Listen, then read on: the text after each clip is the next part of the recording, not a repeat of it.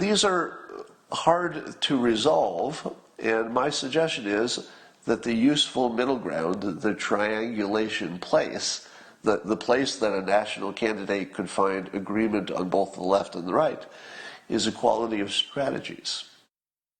If you look at all the things you would need to fix to reduce, let's say, racial outcomes, you don't even have to say racism, you could say racial outcomes, so that black students, can do better. How do you improve that? Every poor student can do better. How do you improve that? If you could take it down to one problem, what would it be? Let's say one thing you could fix. What would it be? Here's my vote. The teachers' unions. I'm not an expert in this field, but from what I can see, the existence of the teachers' unions makes racism possible and promotes it.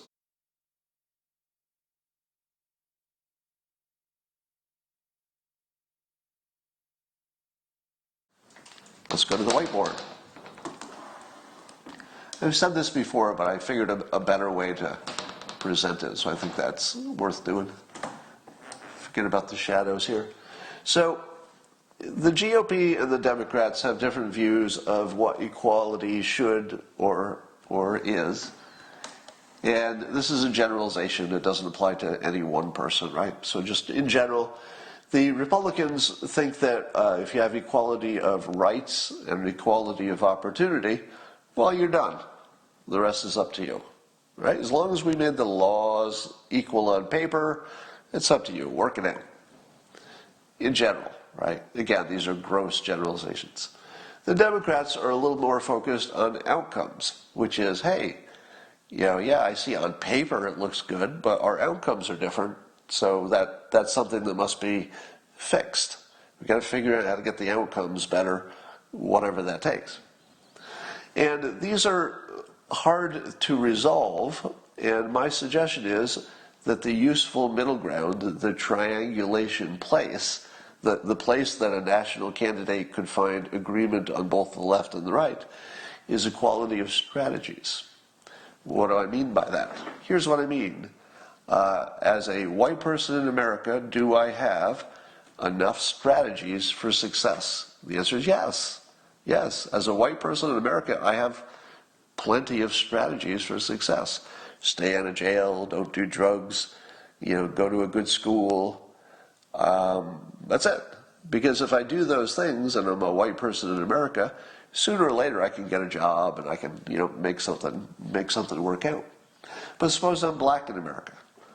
Do I have the same strategies or different strategies? As long as I have plentiful strategies for success, does it matter if they're exactly the same as someone else's strategies? Not so much. Not so much. For example, if I said I'm going to give you $100 and I'm going to reach into my right pocket and give it to you, do you care if I say I would do my right pocket or my left pocket? Doesn't matter. You got your $100 and you didn't do any extra work either way. They're all equal. So I would say that if one group has a good basket of strategies, all of them are perfectly acceptable, but they're different from somebody else's basket of strategies, I would say that you have equality of strategy so long as both baskets are full of good strategies that don't have any limitations compared to the other basket. So if you're a black person in America, do you have the option? It might be harder because of, let's say if you're in an inner city, you have different pressures. But you still can not do drugs, pay attention to school, your school is worse perhaps, go to college, get a college scholarship.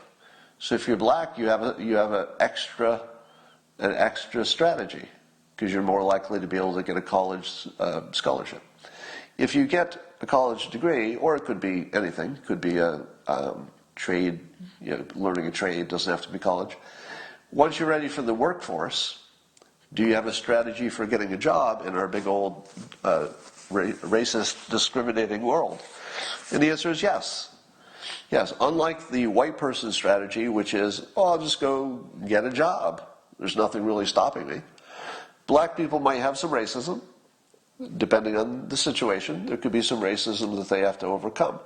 But they also have a strategy that white people don't have, which is being black. You can go into any Fortune 500 company, and I really mean it, any, pretty much 100% of every Fortune 500 company, take your college degree and say, I'd like to get a job, and they will hire you practically before you get the sentence out of your mouth. Because they have great pressure to improve diversity.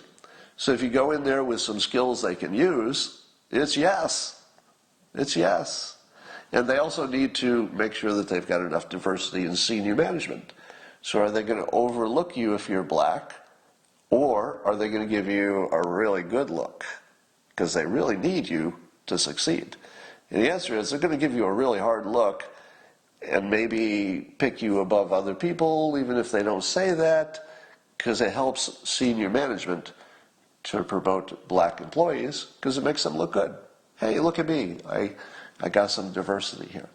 So, I believe that children, especially, need to be taught that although strategies might be different, although racism is pervasive and universal, and no matter what you do about it, you can't get rid of all of it. It's just sort of baked into our human experience. You can try as hard as you can, but if you're talking about what is equal, what is fair, what is a standard by which we should measure how well we're doing as a society, I would argue that if everybody has strategies for success, that's about as fair as you can get. You know, there might be an idealized level of fairness that you'd like to accomplish that might be just impossible. But the best you can get in the real world is you've all got a path. They're just different paths. So, if Kamala Harris were to take an approach like this and say, look, racism exists, everybody agrees, we'll do what we can, we'll tweak these systems, we'll try to get more control over the judicial system in particular, but the real thing is strategy. Let's get a strategy for success. Let's fix the schools, whatever. And by the way, if I had to pick one source of racism, like if you look at all the things you would need to fix to reduce, let's say, racial outcomes, you don't even have to say racism. You could say racial outcomes, so that black students, can do better. How do you improve that? Every poor student can do better. How do you improve that? If you could take it down to one problem, what would it be? Let's say one thing you could fix. What would it be? Here's my vote. The teachers' unions. I'm not an expert in this field, but from what I can see, the existence of the teachers' unions makes racism possible and promotes it. Because you can't fix the schools unless you have some choice and some competition. My understanding is that Black Lives Matter and Republicans agree on the following point. Wouldn't it be nice to have better schools for black people?